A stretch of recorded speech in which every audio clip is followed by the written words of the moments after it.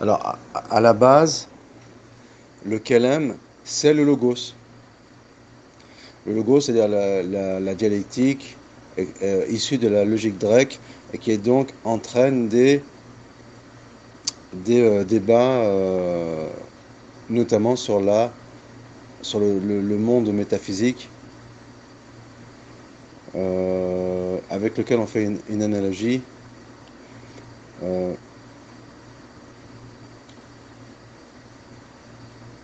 Comment dire? Je vais le dire comme ça, tant pis. Qui fait l'objet d'une analogie avec le monde physique. Et cette analogie entraîne des discussions et de la spéculation. C'est ce qu'on appelle le logos.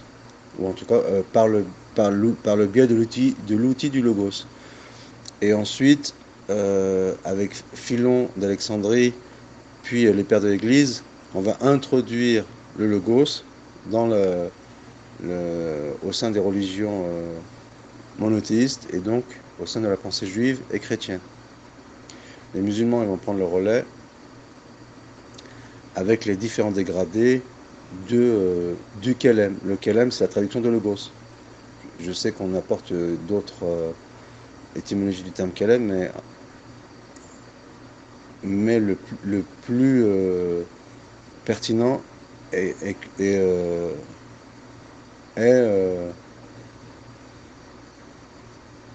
de l'affilier au logos, donc à la dialectique et à ce qui deviendra la théologie spéculative. Donc la théologie spéculative, c'est un dérivé de de la logique grecque par le biais de la dialectique et du logos. Ensuite, bien sûr, il y a une opposition entre les philosophes et les théologiens du Kalam, ou les adeptes de la théologie spéculative. Et en réalité, les deux prennent pour source la dialectique grecque. Simplement, les philosophes, ils le font euh, de façon autonome, sans s'appuyer sur la révélation, et de façon plus ou moins appuyée, les théoriciens du Kalam, de la théologie spéculative, eh bien, ils s'appuient en principe sur la révélation. Et bien sûr, ils vont, tant bien que mal, chercher à conjuguer, à concilier entre la raison, ce qui est la logique grecque ou la pensée grecque, et la révélation, par l'intermédiaire, encore une fois, du logos. Et donc, c'est la différence entre les philosophes purs, et qu'on entre chez les musulmans, et les adeptes de la théologie spéculative, du Kalam. Puisque il y a un phénomène un peu obscur qui veut que la philosophie a influencé le Kalam, et inversement, il y a une interaction dans le sens où, inversement, le Kalam il a influencé la philosophie, mais en réalité, la source elle est commune, et ce qui crée une espèce d'amalgame où l'on cherche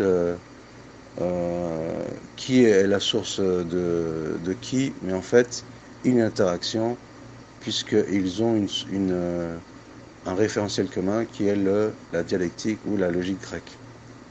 Même si, dans un premier temps, le Kelem ne l'a pas assumé et ne l'a pas exprimé de façon claire. C'est d'ailleurs paradoxal qu'on attribue l'introduction du Montirk, de la logique grecque, à Al-Razali. Mais en réalité, l'utilisation du Montirk et de la logique grecque, elle a toujours existé au sein des différentes tendances, des différents mouvements, à ces différents degrés d'influence et d'imprégnation du Kalam. Eh bien, la logique grecque, elle a toujours eu lieu dans ces pensées-là. Déjà, puisqu'ils se sont fait, ils ont reçu l'influence des, de la religion chrétienne, notamment en Syrie, à Damas, avec Jean de Damascène, mais aussi l'influence des convertis de l'Empire sassanide après sa chute. Et donc, il y a toujours eu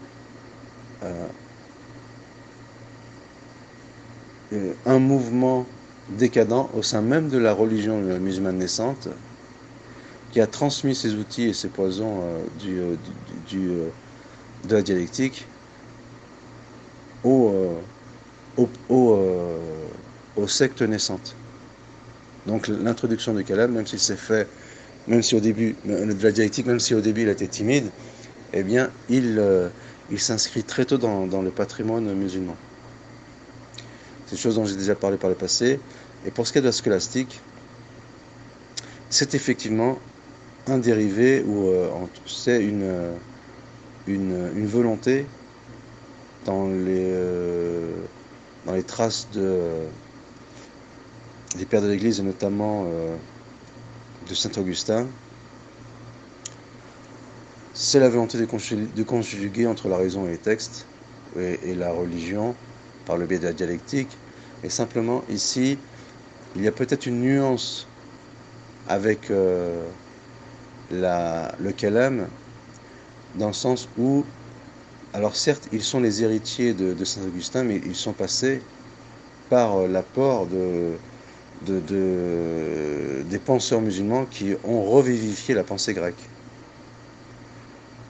Donc, il est faux de dire que Saint Thomas d'Aquin, il est l'héritier de Saint Augustin, parce qu'entre lui, il y a des chaînons, énormément de chaînons manquants, notamment au sein des grands penseurs musulmans, notamment dans l'empire oriental qu'est Ibn Sina et dans l'empire symbolisé par Ibn Sina, mais bien sûr auparavant il y a Ibn Kindi, et dans l'empire occidental, eh bien le porte-parole des philosophes est incarné à l'image de Ibn Rushd, Averroès et Avicenne.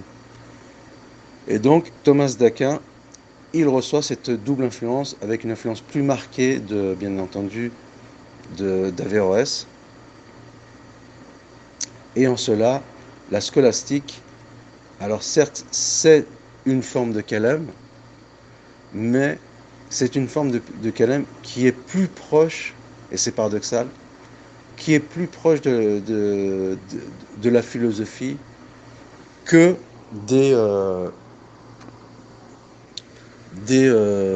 sectes musulmanes qui ont eu recours au kalam et à la dialectique grecque, puisque leur influence de la révélation, elle est beaucoup plus forte au sein de ces sectes que c'est les chrétiens qui sont quasiment détachés de leur référence prophétique. Et c'est la raison pour laquelle Thomas d'Aquin, il est plus proche des philosophes musulmans que des adeptes du kalam. C'est la raison pour laquelle, notamment, dans le débat entre Razali, après bien sûr il faudrait peut-être développer la chose, dans le débat entre Razali et Averroès, eh bien Thomas d'Aquin, il va épouser les idées d'Averroès. Après bien sûr ces choses-là méritent de plus amples explications et une plus grande investigation.